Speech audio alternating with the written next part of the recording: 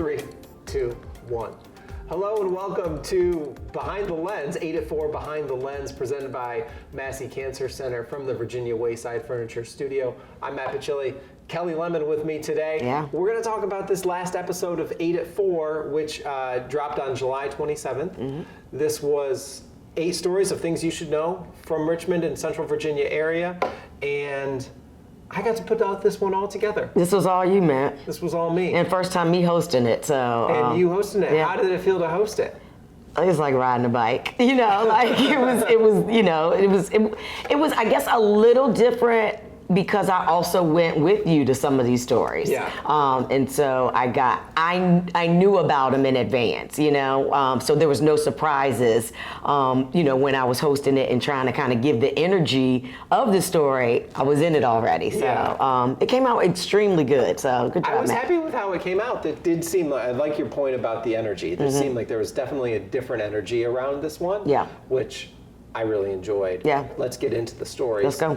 Biscuits and gravy. Yeah. Started off with business right there. I'd been interested in that since that announcement had come out. I think we touched on it in the A1 Minute back before Memorial Day. Yeah. So I'd been interested in that, and then knowing what a sort of Richmond staple the dairy bar had been, how are people going to feel about something else kind of going in here? What Ryan tells us about, though, the way that they want to honor what the dairy bar was doing was awesome. And then the food. Yeah. Don't get me started. I mean, a straight coma. I couldn't go to sleep because I had to do something else, but I mean, Ryan said breakfast was his favorite meal of the day, and he was focusing on that at Biscuits and Gravy. And it gave us every biscuit, every gravy, every sweet, every savory. I mean, it was so much packed in that food, like you gotta go take a nap. Or at least talk about the food afterwards for like hours so you could get back up. The biscuit took me all day to eat. I had a piece of it there for breakfast, I had another half of it for lunch, and I had what was remaining for dinner. Yeah. And I had nothing else throughout the day. That was it. Yeah. I didn't realize, what I love about doing this is when you just realize something new that you had no reason to sort of know, that as operations manager, how much Ryan puts together. Like, he put together that menu. Yeah. I wouldn't have thought of that. I would have thought of operations manager plays part HR, has the keys to everything, that type of thing. He puts the menu together. But he's a chef. It's amazing. So, his true roots are chef that happens to now run these 2 locations. So, Right. I guess now that we know the full story of all of Ryan, what Ryan can do, then, it's no shocker and a no-brainer. But I also want to say, though, that, the whole entire ownership, that Ryan actually came into was already a staple in Richmond. They were already doing dope things, so I'm glad to see them expand within the Scott's Edition footprint. Yeah, and then we got back with him for Shuffleboard as our sports segment. I love it when we're able to make things that are kind of niche, more mainstream, if you will. Yeah, and you love it when I get to do it, though. Do the thing, too. Yeah, so talk about Shuffleboard, because you'd played it before, but now you kind of heard some of the rules and everything. Shuffleboard is probably fun in and of itself, sliding the biscuit down the I want to say track, but that's not right. Yeah. But it was, I think, once again, it's kind of like golf for me. I go and play golf like I'm playing baseball or playing softball. I'm trying to hit the ball out the park, where, no, it's just a nice, easy follow through. Is that right? Did I do that right? Okay. Yeah. And same thing with Shuffleboard. It's like, I was ready to hit that thing, and they went flying, but you got to kind of ease into it. But to know that it is such a maybe older generation game that is getting this remix again, once again, in an area that's so much younger, that wants activity with their beer. They want activity with their food. And Tang and Biscuits provides all that. Well, think about also the barrier to entry to that. It's so low that you just pick up the Tang and the biscuit is there and you slide it. Yeah. You really you don't have to invest in anything. You can go out and do this. And as I got into it more and was looking at their Facebook page and things, there's leagues. I mean, you talked about it in the interview that didn't make it, but there's leagues, there's competitions. That's really cool. Yeah. I like that. Yeah. And I love how it all ties. Tang and biscuits, biscuits and gravy, it all ties. Right. Yeah. It's right there around the corner. Community Girls for a Change, Angela Patton. We've known Angela for a while, but that was fun to be able to celebrate her. She's got a campaign going on right now, and just touches a lot of lives. Yeah, I could go on and on about Sister Angela and the work that she's doing for Girls for a Change. I actually saw her last night, and she got her flowers on something else.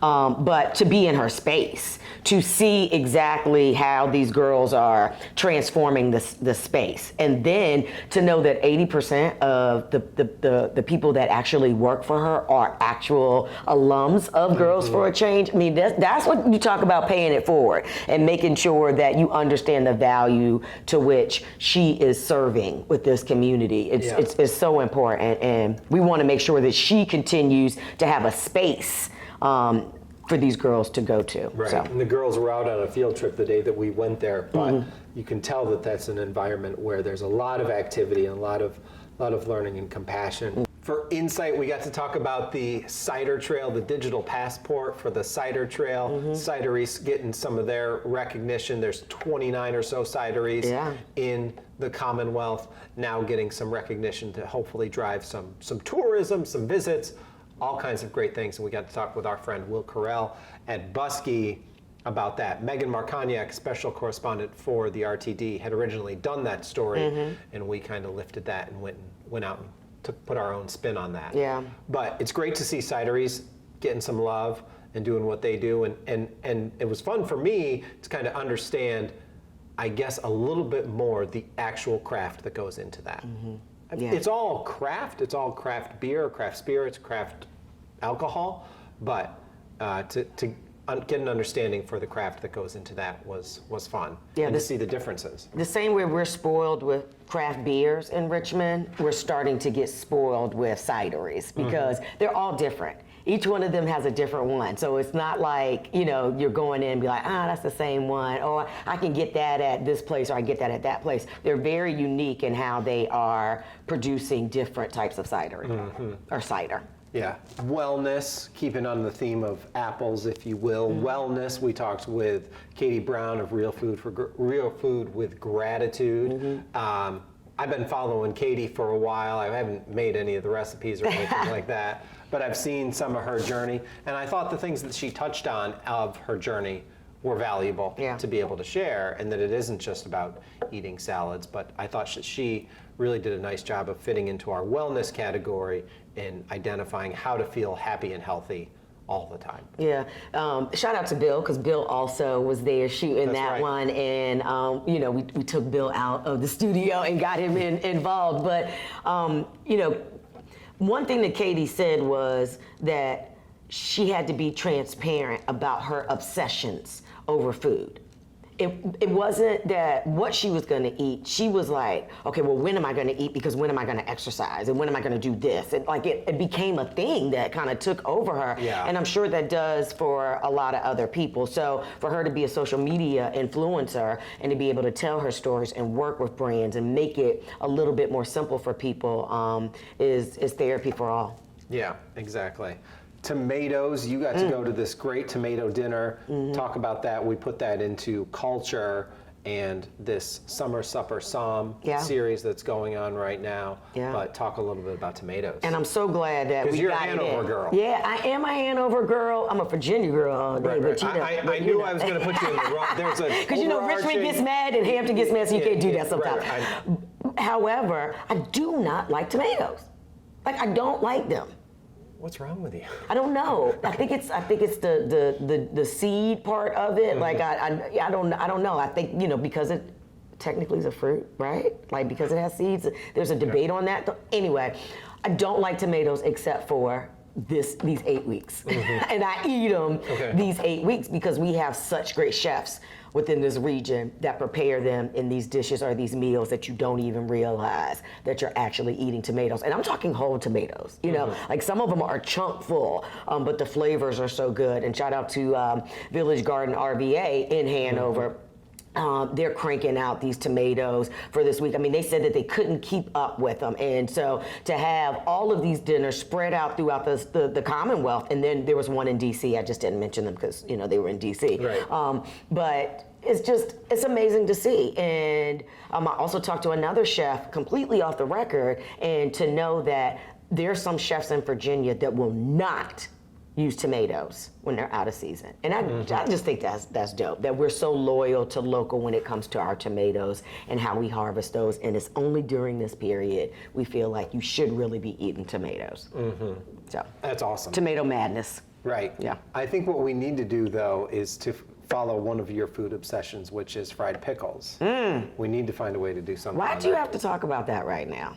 Because now I want fried pickles. We'll leave it at that. But anyway, Sorry. there's the Pickle Festival coming up. Hopefully they return that. Our friends over at Center of the Universe do that. Oh, okay. So I guess we're trying to speak that into existence. Thanks, Okay, Matt. there it is. There it is. I knew something would come out of that. Lifestyle, we did a follow-up on the street art that Will had done a while back, and did a little bit more street art to capture some other places.